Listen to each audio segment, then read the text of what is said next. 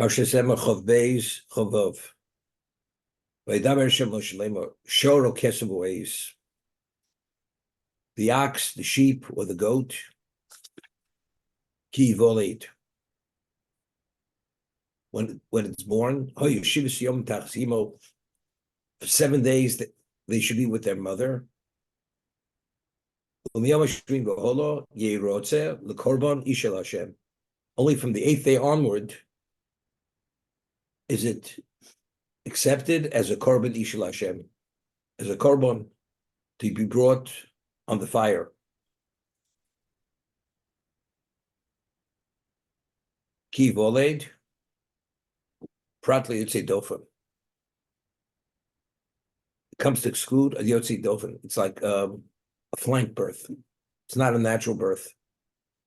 An animal which is not born naturally does not qualify for a korban. It has to be a natural birth. It's ki voled. If it's born naturally, from the 8th day onward, it qualifies to be brought as a korban. But these are the 3 species.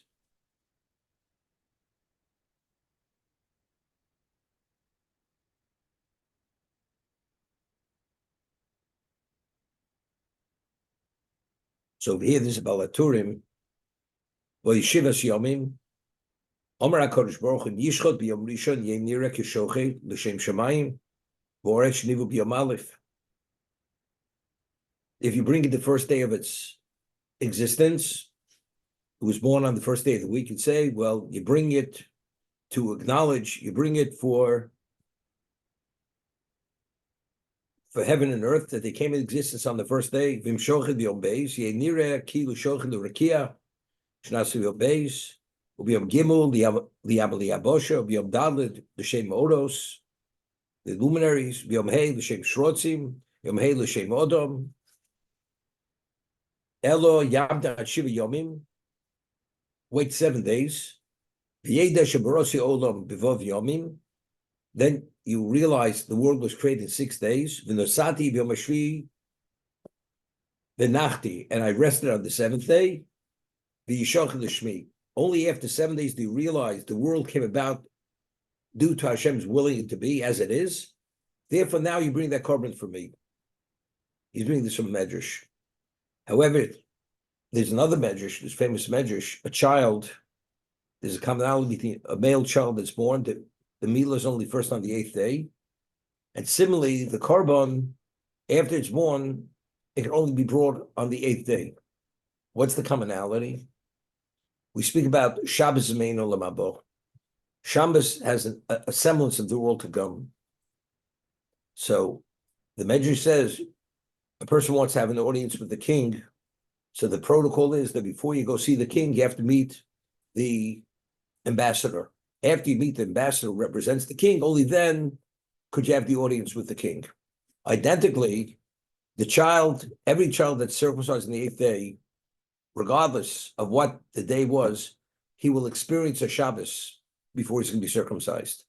The child has to be touched by a Shabbos, by the Kedusha, which is rooted in the Shekhinah at a certain level, and only once he's passed through that state of Kedusha, then he's qualified, so-called, for the big time. Now you're ready to have the foreskin taken off, and you're able to connect at a different level.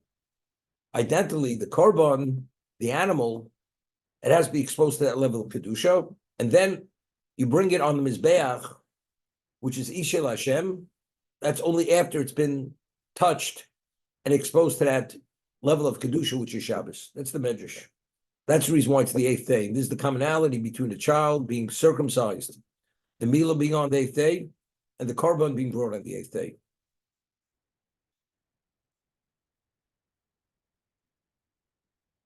And we've mentioned many times, the famous Rabbi Akiva Eiger, in the tshuva, in the responsa, there was a question that when a child is circumcised, there's a bracha besides Asher Kinshon Mitzvot Tzivon Ala Milah, which is the Birchas HaMitzvos, which the Mol says when he circumcises the child, the father says the bracha Lachnis B'Shel Avram Avinu, that he's being brought into the covenant of Avram Avinu.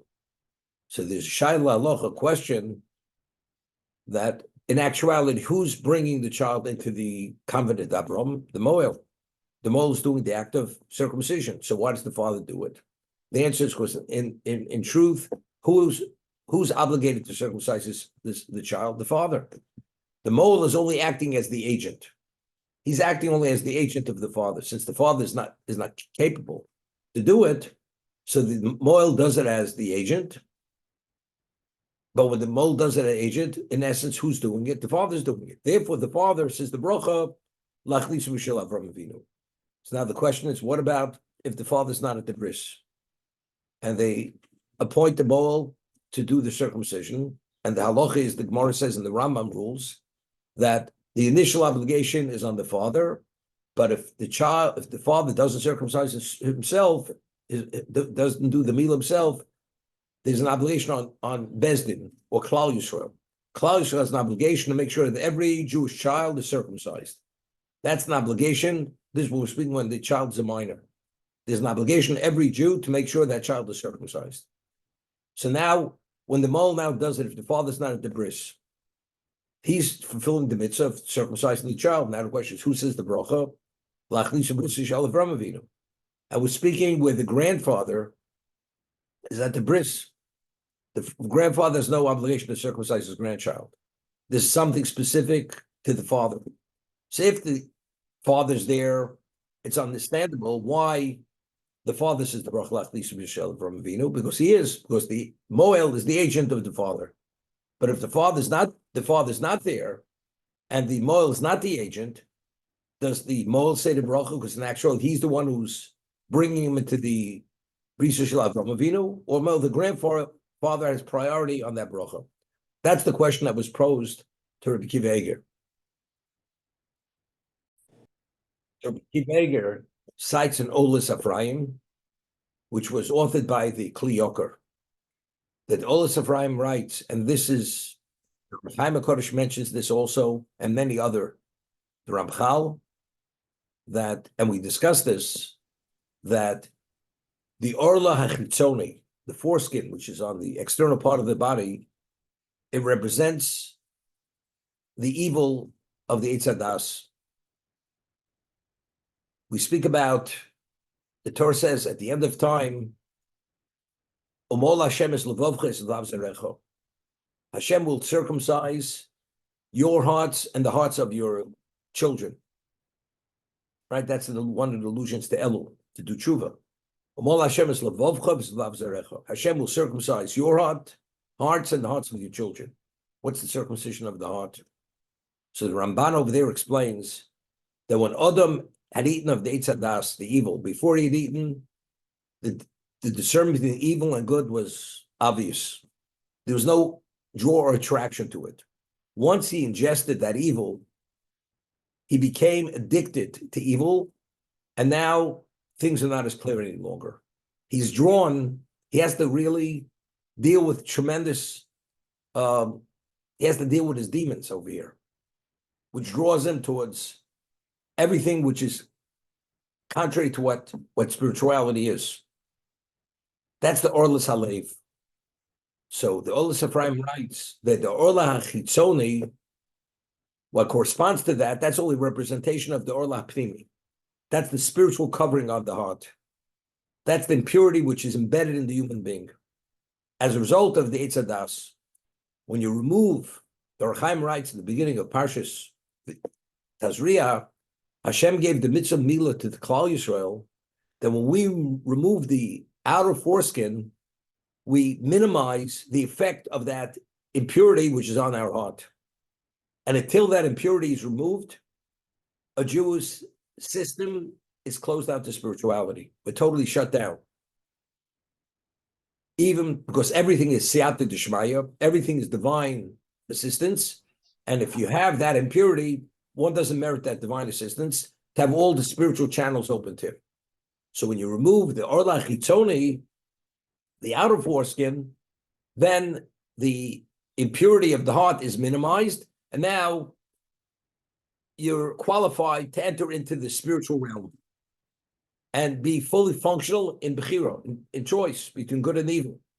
That's the Olis Ephraim. And is alluded to by Rishonim and by the Orachaim HaKodesh, by the Ramchal. He says, as a result, the Rambam Paskins rules that a father has an obligation to teach his son Torah. Cites the Pasuk. What about a grandfather? Does a grandfather have an obligation to teach his grandson Torah? So he says, the Rambam rules, a grandfather. A grandfather has an obligation, priority-wise, that if you only have enough time, although a Talmud Chacham has an obligation to disseminate Torah, but his grandchild takes priority over a third party. A grandfather has an obligation. So he explains that since, and based on a mission in the Dorim, it says, Im lo brisi yom v'lo elo chukas shamayim v'lo samti. If not for my bris being in effect continuously, the world wouldn't exist. And what does bris mean? So one opinion is bris milah, that if Jews would not be circumcised, the world wouldn't exist. That's brisi. And then it says, and if brisi also refers to Torah, if Torah would not be studied on an ongoing basis, the world wouldn't continue. So he says, you see, there's a linkage between the study of Torah and bris. As a result of that, without bris, you have no relevance to the study of Torah. And since the grandfather has an obligation to teach his grandson Torah, therefore, the grandfather has a greater obligation not to circumcise the child, but he has greater relevance to Lachnis Brisa Shel Avraham Avinu. As a result of that, he's the one who should say the bracha, because it's incumbent upon him more than anybody that child should be taught Torah. And since the prerequisite for that is the Milo, therefore he says the bracha Lachnis Brisa Shel Avraham Avinu. That's the Reb Kiva Eger's ruling, that if the father's not there, the grandfather's priority of that bracha, not the moel, although he's doing the physical act. That's Reb Kiva Eger. Okay? The child has to be touched by Shabbos. So when he's circumcised on the 8th day, it's inevitable. He already was touched with the Kedusha of Shabbos. Now that you were touched by that, and now you remove the foreskin, now you're ready for real time. Because now all spiritual channels have been opened for the child to be able to function within the spiritual realm as a Jewish child. It's interesting. The two things, there's a father has an obligation to teach his child Torah, and there's a rabbinical obligation called chinuch. Chinuch, a parent has to establish and create a routine for the child to function within the context of mitzvahs, although he's not obligated. Because till a person's bar mitzvah, he has no obligation to fulfill any mitzvah. But the parent should actually condition the child that when he reaches a certain stage of development of the understanding, although the child per se doesn't have an obligation, the father starts acclimating the child by presenting situations that the child actually participates in the mitzvah. That's chinuch. So what is that all about? So you'd say, because we say that once the child has established it as a routine in his life, now becomes an adult, it transitions easily into that mode of behavior, living as a Jew. Like the Brisa says in Sukkah, when a child is old enough to wear tzitzis, a father has an obligation to buy him a pair of tzitzis.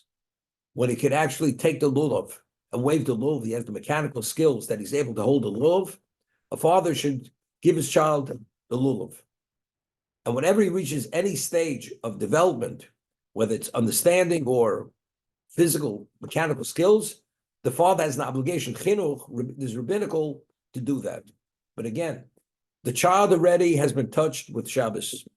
The child has been conditioned, has removed the foreskins, he's open, that his spiritual channels, he has the capacity to absorb, although he has no obligation yet because he's a minor. But when you expose the child in that context, when he already, the foreskin was removed, and he already was sanctified, because he experienced the Shabbos in his life, now you're able to maximize on that reality. So now when he becomes bar mitzvah, he's already been touched in a very special way. So now it's easier for him to be functional on a personal obligation level within the spiritual realm for that reason.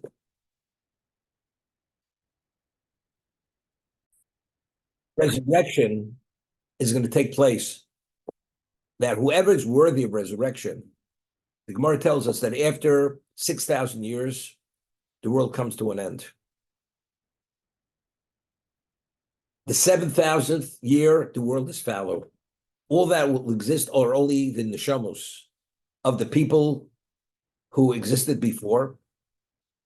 And the 8,000th year, Hashem will resurrect all those who are worthy to be resurrected, to be part of eternity in a new world. The world that it meant initially was meant to be if Adam would have sinned with the Eitz Hadas. That takes place in the 8,000th year. And what's going to be? Hashem will reunite the neshama, the soul that accumulated all this level of spirituality, and infuse it in a body which is of pure matter, and the effect of the mitzvah that the person had accomplished will spiritualize the body at a level that the human being will be much more than the holiest angel. In terms of expansion, whatever that means, we have no idea what that is. But it's a physical, spiritual combination, but the spirituality will be so overwhelming, it'll subsume the physicality of the human being. But that physicality, because initially the person had performed as a physical, spiritual being, despite the physical, which was choice, therefore the physical will be spiritualized and subsumed by the spiritual. And that 8,000th year will be eternity, forever at that level, to have that special relationship with HaKadosh Baruch Hu. Today, you can only have that relationship in the soul world, which is only a holding pattern when the person passes away, until resurrection. But once resurrection takes place, the world has to be a new world has to be created. For that composite, but it won't be seen as a composite any longer, because the physicality will be totally negated and subsumed by the dimension intensity of that spirituality. And that would have been if Adam wouldn't have sinned with Eitz Hadas within 7. But because he messed up within 7, 7 has limitation, therefore there has to be an 8. And that 8 is reserved for Klal Yisrael, because we accepted the Torah, and that will be actualized to its fullest in the 8,000th year after the world is recreated.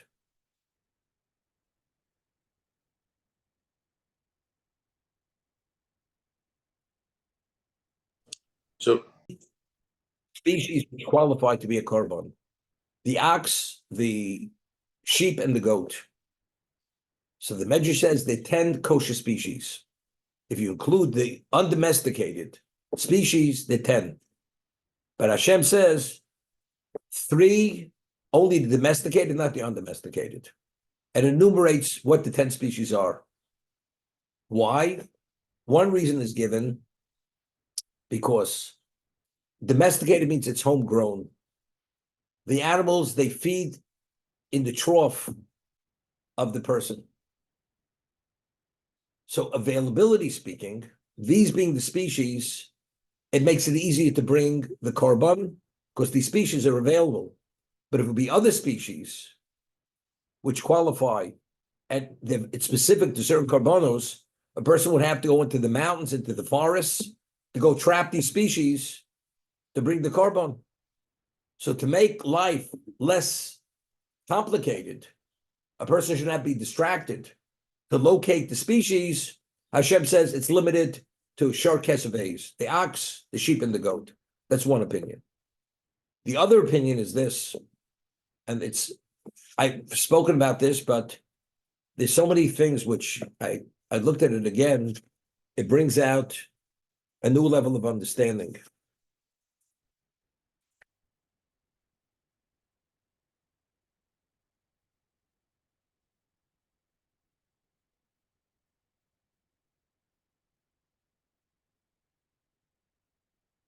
There's a pasuk in Koheles, and I've mentioned in the past, Helakim yivakish nirdov.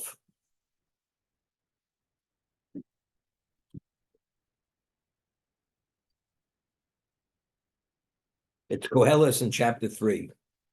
Shlomo says, Elokim yivakish nirdov. Elokim will seek out the pursued. Hashem will favor the pursuit. To make it clear, the appellation which Shlomo Melech uses is Elokim. Elokim will seek out, will favor the pursued. A person is being pursued because he's in the state of being pursued. Elokim will favor it, the pursuit. I mentioned in the past, my mashgiach, Zichron Baruch, always used to mention Shalom Kodesh. We say every Shabbos, it's a pasuk in Tehillim, Leiv Nishbar V'nitke Elokim Lo Sivzeh. A broken and smattered heart, Elokim Lo Sivzeh. Elokim will not disgrace. We know that the whole concept of tshuva is based on, as the Shari Tshuva says, is Midas HaRachmim. If not for Midas HaRachmim, once you cross lines and you transgress, you cannot be rehabilitated. The only reason why a person through tshuva, which is remorse and making a commitment for the future not to go back there, that you're able to be fully reinstated, it's Midas HaRachmim. That's the attribute of mercy. But the Shalom Kodesh says that if a person is leiv nishba v'nitke, his level of remorse reaches a level that he's devastated, he's broken, he's smattered, Elokim lo sivzeh. Even the Midas Adin, which is the appellation of Midas Adin, lo sivzeh will accept that person. Because just as a person was made from earth, and the Torah says when you have a klicheres, an earthenware vessel, if it becomes contaminated, it cannot be purified. But it has to be, but if it's broken, it's purified. Why? Because the vessel doesn't exist anymore. A kli is metame. A vessel contaminates and retains contamination. Once the vessel is broken, it no longer retains that contamination because it's no longer a vessel. So a person is smattered and broken and devastated due to the transgression. That's the depth of the remorse. Elokim lo sivzeh. Even the Midas Adin will be agreeable. That person should be reinstated, to be fully rehabilitated. That's the Shalom Kodesh. Over here it says, Elokim yivakish nirdov. That even Elokim, even the Midas Adin, favors the pursuit. Even the Midas Adin. We'll discuss it now. Now the Medrash, there's a Yalkut, gives a historical background of all the people from the beginning of existence who were pursued and how Hashem had favored these people who were pursued. The first person who was pursued in the history of existence was Hevel, who was pursued by his brother Cain. Cain was the elder brother. Hevel was the second son. We only read about how Cain killed Hevel, but there's a background on this. There was a very contentious relation between the two of them before, and Cain pursued Hevel for an extended period of time. It says, "V'Elokim yivakish nirdov, Rav Huna b'shem Rav Yossi Omar. Oser HaKadosh Baruch Hu litvoa domen shel nirdofim miyad rofeim." At the end of time, there's going to be a reckoning. Hashem will demand the blood of the pursued from the pursuers. There'll be a day of judgment. Tzaddik rodif tzaddik, even if a tzaddik pursues another tzaddik, because the pursuer believes he has a right to pursue him. Elokim yivakish nirdov. The tzaddik who's pursuing the other tzaddik will be culpable, and Hashem will demand to be a reckoning against that tzaddik. Rosha rodif Rosha. An evil person pursues an evil person. Elokim yivakish nirdov. Even in that context. Rosha rodif tzaddik. A Rosha pursues a tzaddik, which is understood. Elokim yivakish nirdov. Hashem will avenge that tzaddik, and there'll be a reckoning against that Rosha. Teda shekenu. Where do we see this is proven out? That there's already inklings that Hashem favors the pursued over the pursuer. Shkein, Sharei Hevel nirdaf Cain. Hevel was pursued by Cain. Lekach nemar, vayishma Hashem el Hevel. We find that Torah tells us that Cain brought a korban, and Hevel brought a korban. What did Cain bring? He brought a korban mipri oretz, pri adama, from the dregs of the earth. And Rashi cites the Medrash. He brought a flax plant. That's what he brought. That was his korban. Hevel brought Michel ve'atzon. He brought from the fattest of his sheep. And the Torah tells us that Hashem turned to the korban of Hevel and rejected the korban of Cain. So if you read the narrative, it reads, why did Hashem reject the korban of Cain? Because it was inappropriate. But Hevel, that had brought from his best, the fattest of the sheep, therefore that was very appropriate. Therefore Hashem favored his korban. That's the simple understanding. That's the way I understood it until this Medrash. But Chazal tell us no. An example of Elokim Yivakish Nirdov is that Hashem turned and favored the korban of Hevel over Cain.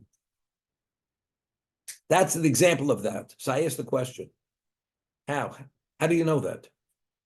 Maybe as we understood it initially, Cain's korban was inappropriate. Hevel's korban was appropriate. That's the reason why Hashem favored it. But Chazal tells the Medrash says, no, that's not why. It was because Elokim Yivakish Nirdov. How did Chazal know that the reason why Hevel's korban was favored was because he was the pursued? It's the question I asked. First time I ever asked the question was yesterday. Although I knew this Medrash for many years. There's a question which is asked by Rebbeinu Bachya. If Hevel was such a tzaddik, and it says Hashem embraced his korban, why did Hashem allow Hevel to be killed by Cain? What was the claim against Cain? That he deserved to be killed? I mean, he was murdered. He's the first human being in the history of existence that was murdered. And as it says, when Hashem says, the blood of all the future generations that could have been born into existence are crying out because they're not going to be, because he killed your brother. I mean, why did he deserve to be murdered? That's the question which is asked by Rabbeinu Bachya. So Rabbeinu Bachya explains that who initiated bringing the korban? Cain initiated that. Once Hevel understood what Cain had done, he outpaced Cain. If you're bringing it already, you bring the best. So of course that's special. But there was a claim against Hevel. Why did you need Cain to open your eyes to do which was obvious? So because he failed and did not bring it himself and understand that himself, that was the claim against him. That's Rabbeinu Bachya. Therefore, he deserved to be killed. That was the prosecution against Hevel. So if that's the case, if the korban he's bringing is only due to what he had learned from Cain, why did Hashem turn to his korban? Based on this, what we're saying, you know what the answer is? Because since Hevel was a nirdov, that since he was pursued, that's why Hashem favored his korban. It can't be because the korban itself was so special. Because what was the origin of that korban? Cain was the origin of that korban. He didn't initiate this himself, so it should be considered a deficient korban. So why did he favor it? The answer is Chazal tell us Elokim Yivakish Nirdov, because since Hevel was a nirdov, was pursued by Cain, that's why he favored it. So why didn't he save Hevel? If he was pursued, he should have protected him. Pursuit of Hevel, if it were not